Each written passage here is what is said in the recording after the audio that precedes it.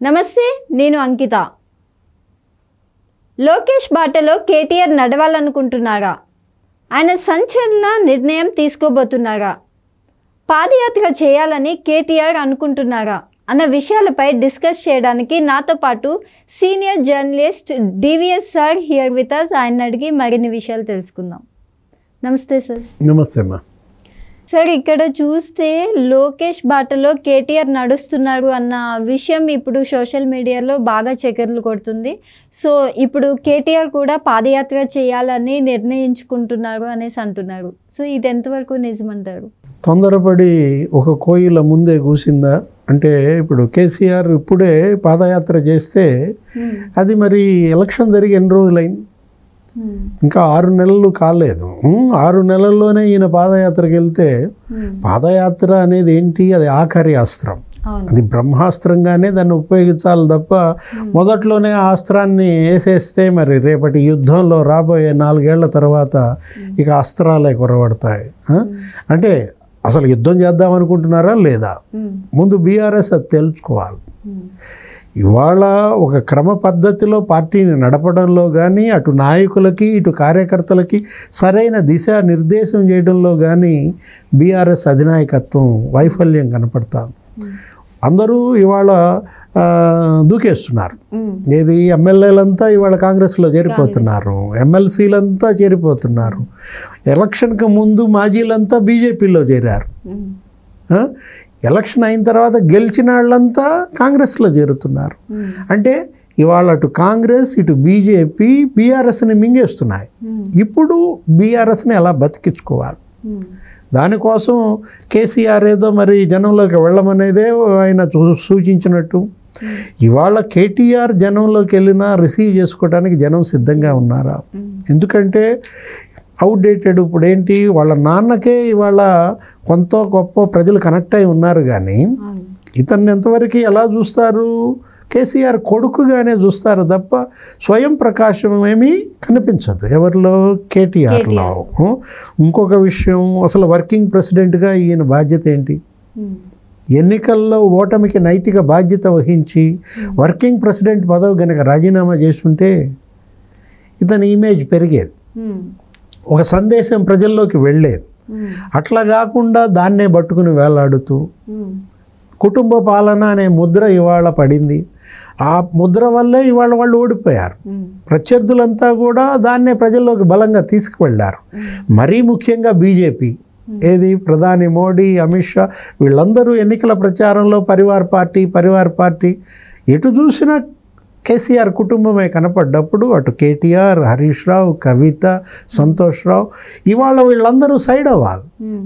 ఎప్పుడు ఓడిపోయిన వెంటనే గనక కేసీఆర్ పోస్ట్ మార్టం చేసుకుని ఒక చక్కటి ఒక ఇది తీసుకున్నట్లయితే లైను, వీళ్ళందరినీ వెనక పంపించేసి ఏ బీసీనో లేకపోతే ముస్లింనో ఎస్టీనో గనక ముందు పెట్టినట్లయితే ఒక ఇమేజ్ పెరిగి ఉండేది ఏది బీఆర్ఎస్కి. ఇవాళ ఏం జరుగుతుంది? నిన్న కూడా అరికపూడి గాంధీ మారిపోయాడు, మొన్న ప్రకాష్ గౌడ్ మారిపోయాడు. మొన్న ఎన్నికల్లో బతికిచ్చిందే జీహెచ్ఎంసీ ఏరియా. వాళ్ళు గెలిచిన 39 సీట్లలో 21 ఇక్కడే ఉన్నా సిటీ. దీంట్లో ఇవాళ సిటీలోనే నీకు ఫిరాయింపులు పెరిగిపోయింది. రేవంత్ రెడ్డి ఒకటే మాట అంటున్నాడు, ఏమన్నాడు? కూల్చేస్తాం అన్నారు, నిలబెడతానికి వాళ్ళే వస్తున్నారు అన్నాడు. అంటే తన ప్రమేయం ఏది లేదు. ఈ ప్రభుత్వం ఉండేది ఇంకా 3 నెలలే అని ఒకడంటాడు, ఈ ప్రభుత్వం ఉండేది ఇంకా 6 నెలలే అని ఒకడంటాడు. ఇలా బీజేపీ బీఆర్ఎస్ చేసిన కామెంట్స్తో గెలిచిన ఎమ్మెల్యేలంతా వాళ్ళే వస్తున్నారు నా దగ్గరికి, నన్ను నిలబెడతానికి అంటున్నాడు.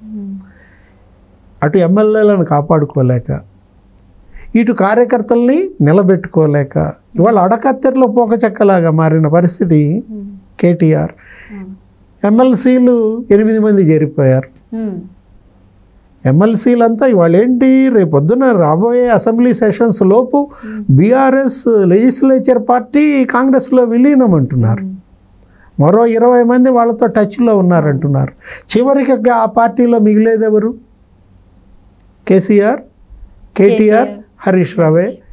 అంటే 3 ఎమ్మెల్యేలే మిగులుతారా అనే ఒక భయం, ఒక ఇది వచ్చిన దీంట్లో మరి కేసీఆర్ ఇప్పటికీ కూడా జనంలోకి రాకుండా ఆయన ఫామ్ హౌస్కే పరిమితం కావటం, కేటీఆర్ని ఏదో జనంలోకి పంపాలని పాదయాత్ర. లోకేష్ చూసారా మరి అంత పరిస్థితుల్లో ఇవాళ ఆ పార్టీని నిలబెట్టిందే లోకేష్.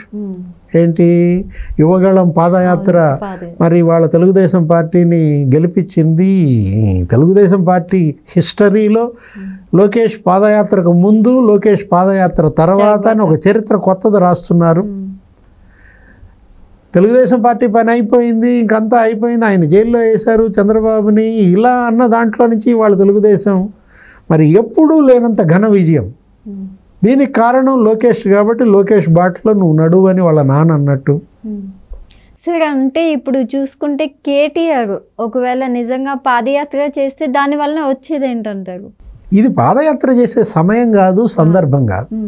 కానీ మరి ఇలాంటి టైంలో పాదయాత్ర ఏంటంటే ఇప్పుడు కేవలం వీళ్ళు పాదయాత్ర దేని మీద చేస్తారు? ఈ 6 నెలల్లో ఏం సమస్యలు పెరిగిపోయాయని. ఇప్పుడు కరెక్టే, చాలా వరకు వీళ్ళు రెచ్చగొట్టాలని ప్రయత్నిస్తున్నారు. ఇవాళ కూడా మనం చూసాం సెక్రటేరియట్ ముట్టడికి ఆ విద్యార్థులను పంపించడం కావచ్చు, లేకపోతే ఆ బీసీ గణన అనే పేరుతో ఆ బీసీ సంఘాలు కొన్ని ముట్టడించడం కావచ్చు. ఏదో రకంగా కోల్పోయిన ఉనికిని నిలబెట్టుకోవటానికి తాపత్రయపడుతున్నారు. కేటీఆర్ ట్వీట్ కూడా అదే కదా, స్వీయ అస్తిత్వమే తెలంగాణకు రక్ష అన్నాడు. స్వీయ అస్తిత్వమే తెలంగాణకు రక్ష అంటూ అటు పక్క చంద్రబాబు అక్కడ బలపడటం వల్ల, అక్కడ ఆ నాయకత్వం రావటం వల్ల వాళ్ళకి ఏదో 1,00,000 కోట్ల పెట్టుబడులు వచ్చాయి. బీపీసీఎల్ని తెచ్చుకున్నాడు, భారత్ పెట్రోలియం కార్పొరేషన్ లిమిటెడ్ని అక్కడ. ఇలా ట్వీట్లు చేసిన దీంట్లో ఇక్కడ తెలంగాణలో కూడా ప్రాంతీయ పార్టీ లేకపోవటం ప్రజలు చేసుకున్న పాపం అన్నట్టుగా ఏదో ట్వీట్ పంపారు. అది కాస్త ఏమైంది, ఇప్పుడు ఇవాళ మీ అస్తిత్వాన్ని దెబ్బతీసింది జనం కాదు, మీ అస్తిత్వాన్ని దెబ్బతీసింది కాంగ్రెస్ కాదు, బీజేపీ కాదు, మీకు మీరే దెబ్బతీసుకున్నారు. మీ పార్టీ పేరే మీరు మార్చేశారు. ఆ పార్టీ పేరేంటి? తెలంగాణ రాష్ట్ర సమితి, TRS, connect to Telangana. Telangana గుండెల్లో ఉండే పార్టీ, తెలంగాణ నోరు తెరిస్తే తెలంగాణ పేరే వినపడే పార్టీ ఏం చేశారు? ఇవాళ ఆ పేరే మార్చేసుకున్నారు. టీఆర్ఎస్ని బీఆర్ఎస్ చేశారు. అంటే వాళ్ళ మొదలు వాళ్ళు నరికేసుకున్నారు. ఎప్పుడైతే నీకు బీఆర్ఎస్ అని పేరు మార్చి జాతీయ పార్టీ అనుకున్నారో, మహారాష్ట్ర, కర్ణాటక ఉట్టికెక్కలేక స్వర్గానికి ఎక్కినట్టుగా ప్రధాని పదవి మీద కన్నేశారన్న ప్రచారం నేపథ్యంలో ఏమైంది? ఉన్నది పోయింది, ఉంచుకున్నది పోయింది అన్నట్టుగా ఏం జరిగింది? అటు ముఖ్యమంత్రి పదవి పోయింది, అసలు ఉన్న పార్టీయే ఇవాళ నీకు పతనం, అధోగతి పాలయ్యే పరిస్థితి వచ్చిందంటే సొంత చెల్లి ఇవాళ జైల్లో, కవిత 40 రోజులుగా ఇవాళ తీహార్ జైల్లో కవిత ఉంటే ఆమెను తీసుకొచ్చే పరిస్థితి, బయటికి తెచ్చే పరిస్థితి కనపట్టలేదు. ఎప్పుడు కవిత బయటకు వస్తుందో ఇప్పటికీ చెప్పలేని పరిస్థితిలో అటు అవినీతి కుంభకోణాల్లో మునిగిపోయిన వీళ్ళు, కుటుంబ పాలన అన్న ముద్ర వేసుకున్నటువంటి వీళ్ళు ముందు వాటిని చెరిపితే తప్ప మనుగడ లేదు. పార్టీకైనా కావచ్చు, ఈ నాయకత్వానికైనా కావచ్చు. Okay, thank you.